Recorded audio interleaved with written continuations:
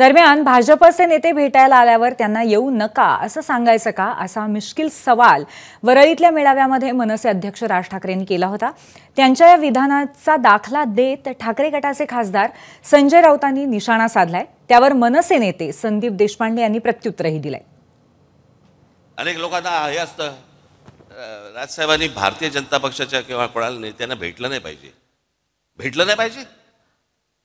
समोरचा बोलला चहा प्यायला येतो तर काय सांगू, घरीच पी। राज ठाकरे यांनी शिवाजी पार्कला एक कॅफे खोललेला एवढंच मला माहिती आहे। तिथे लोक चहा पाण्याला येत असतात सातत्यानं आणि तो सगळ्यांसाठी खुला आहे आणि चांगली गोष्ट आहे। राजकारणामध्ये असं चहापान होत असतं आणि एक चांगला कॅफे असेल तर लोक जात येत राहतात। लोकांनी छान नजारा समोर पाहायला मिळतो, बसायला जागा मिळते, उत्तम।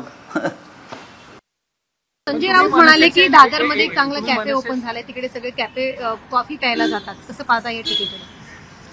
संजय राऊत दुसरीकडे कुठे जातात ते मला वाटतं पवार साहेबांच्या बंगल्याच्या बाहेर झाडू मारायला जातात का? पवार साहेबांकडे कशाला जातात, मग झाडू मारायला जातात का संजय राऊत? एबीपी माझा, उघडा डोळे बघा नीट।